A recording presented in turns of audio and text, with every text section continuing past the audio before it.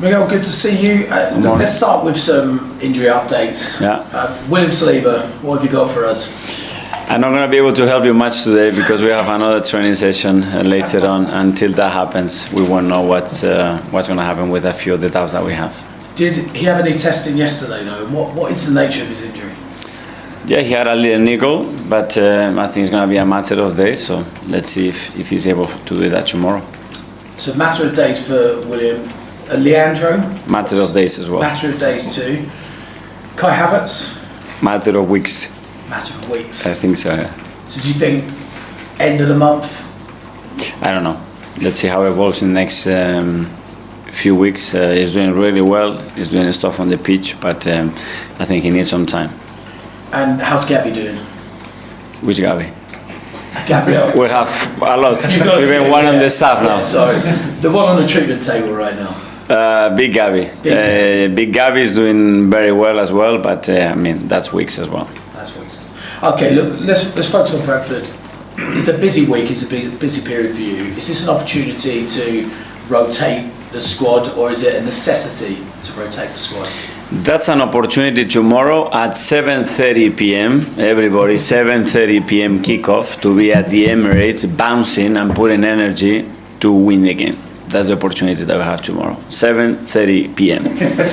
Like animals, everybody at the Emirates to go again and beat Brentford. That's the opportunity. So you see this Brentford game as vital, massive, yes.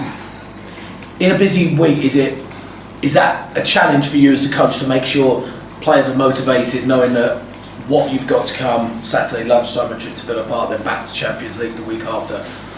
No, because our motivation comes from preparation and how we prepare for every game to try to be better than the opposition. And where we are in the league and what we are doing, I mean, I don't think we need any more motivation than that. And look, it's a vital fixture, but I talked about rotation. We've seen a lot of minutes for. Declan Rice had a really busy week, full-on week. During Timber, exactly the same. Are they the sort of players that potentially you could rest them a little bit against Brentford?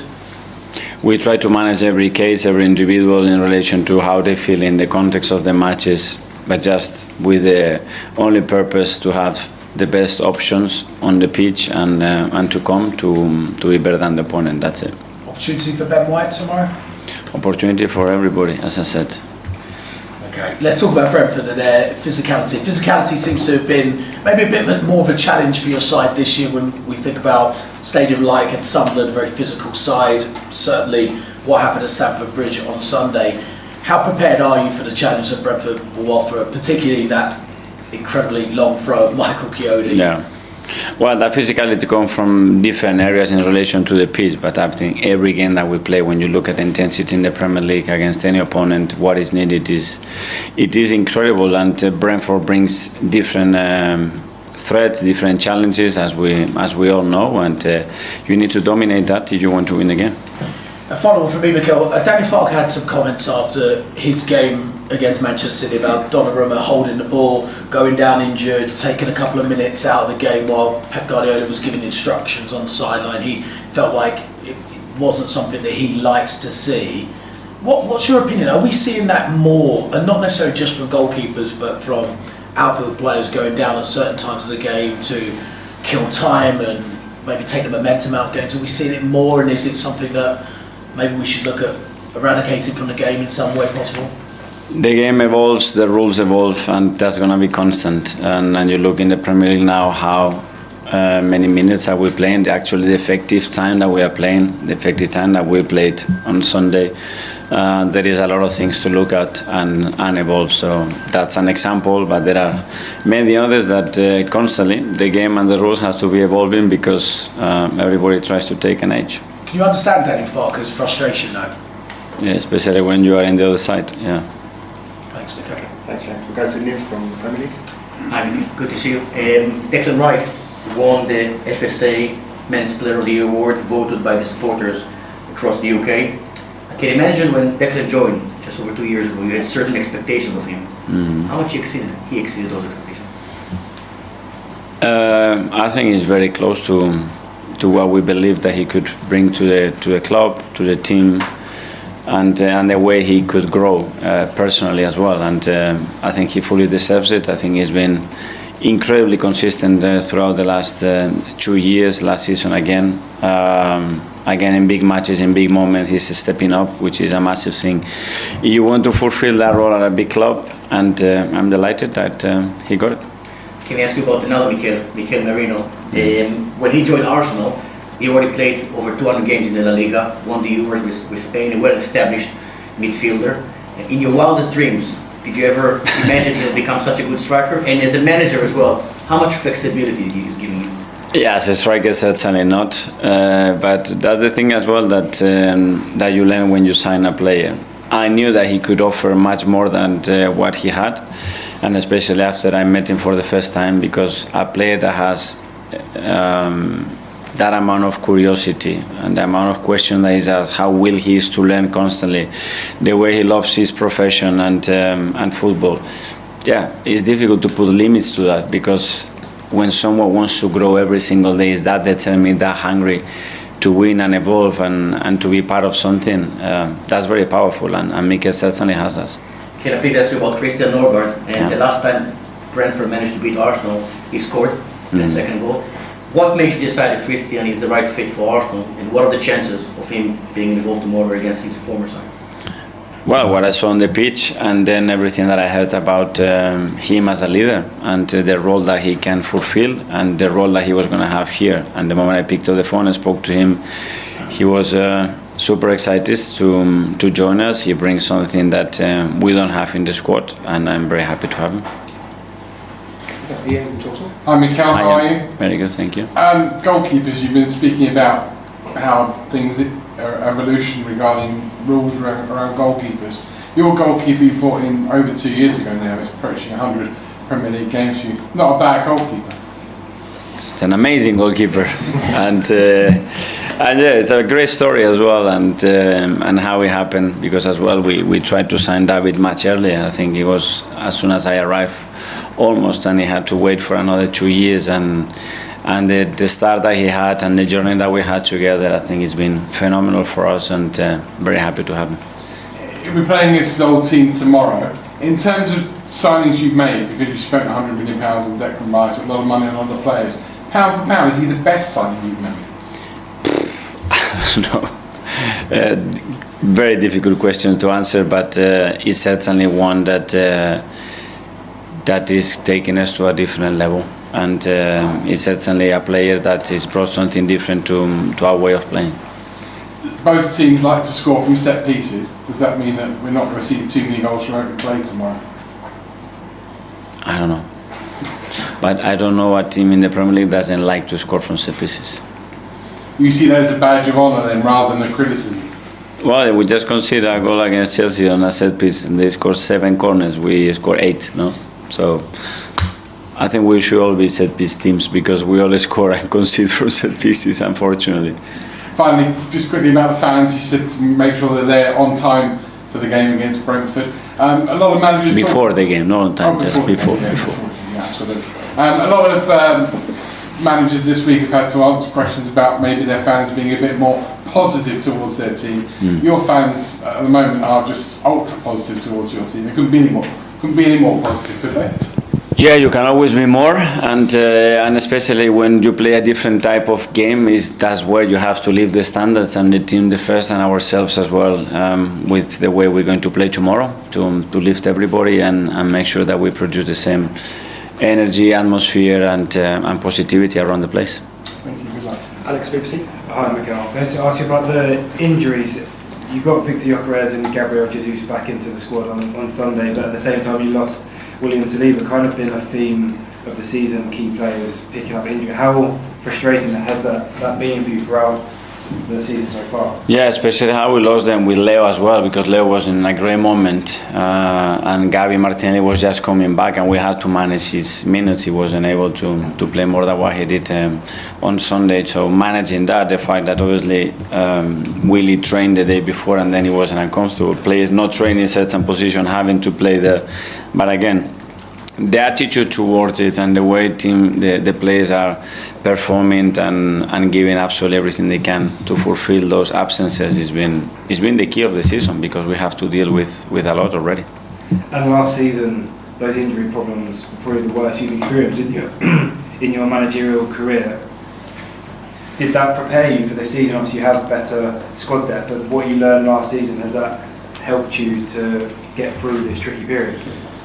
Yes, because this season has been worse in some areas, especially in the front line, and now what's happening with the back line. But yeah, I mean, we learned and we were able to put that together, a squad that is much more reliable and have more options. We learned from the past as well that we have to use players in different positions and they have to be able to fulfill different roles if we want to compete at this level. And the example of Mikael that we were discussing before is just the best one probably.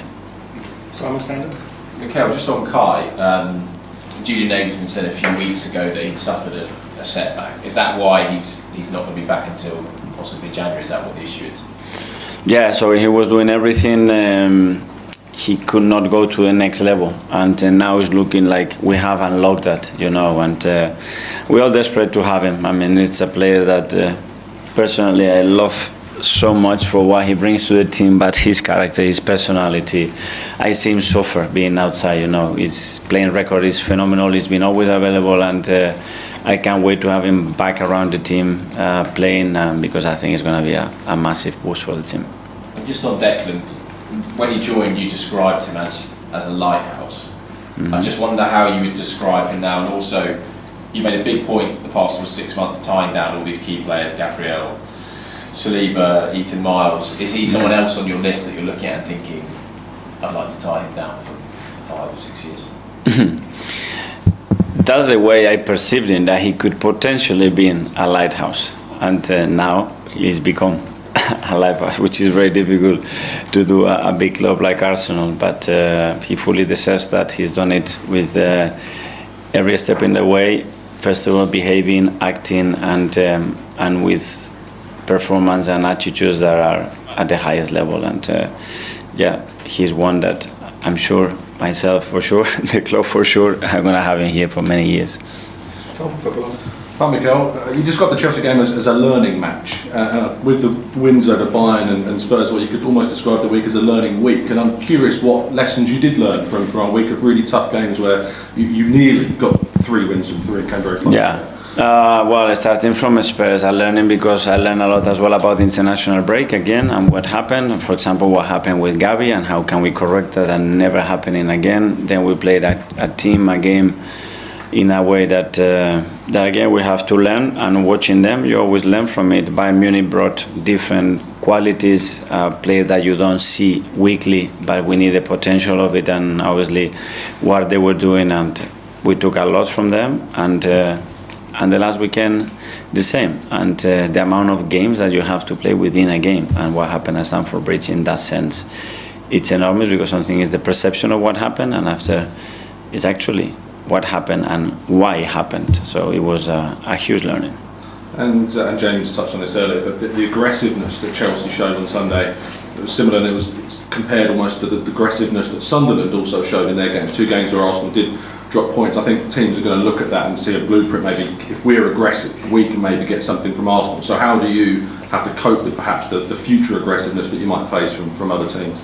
I think every team in the Premier League, the first thing that they do is be aggressive. I mean, I don't think that's going to be something that teams are going to change at all. You take it to certain extremes, hopefully that will be looked after, like it should have been in the first action of the game on kickoff with Mosquera, but we have to deal, again, learn from it and use it in a better way, because we should have exploded what we had for a period of time. It wasn't 60 minutes because from 33 to 39 we didn't play, and then it was Piero and I played on the floor, and the next 4 minutes we didn't play, so almost a part of the second half. Thank you. Hi Mikael. I think around this time last year you mentioned with all these kind of games around the festive period, it's kind of hard to even get training sessions regularly, and I was just wondering, in those periods do you have to kind of alter the way you prepare for games, and how does that work? Do you have to focus on something that's maybe a bit more mental than physical, and how do you kind of work around that? Yeah, there is a balance to it, obviously, and depending, sometimes we play 3 days after, sometimes 4 days after. Obviously, the schedule brings now a scenario that is 3 and 3. So yeah, we are used to it. We alter the preparation, probably in the physical part a little bit more, but just rely much more on principles and what we have to do, and then tweak what we have to do in relation as well to the opponent's strengths and weaknesses. And you spoke about sequences as well, sequences of games, and how you can kind of build consistency with, I guess, different types of formations and stuff like that. Is that something you can see in terms of kind of seeing the games as blocks and kind of mapping it out like that? Yeah, sometimes yes, sometimes no. Sometimes you play against back four or teams that are very direct and rely or want to take the game everything to a restart or a set piece. Other teams that they are completely different. We face for a period of time a lot of back fives and low blocks. Then this block of 3 games has been different. So yeah, depending. Sometimes you are lucky, so you say, okay, now for this period, this is going to help us for the next few games, and sometimes you just have to alter game by game. And just on صليبي, with his injuries this season, I think they've been quite random, it seems. Is that how you see it? Because I think with the Anfield one, it was a twisted ankle. Yeah.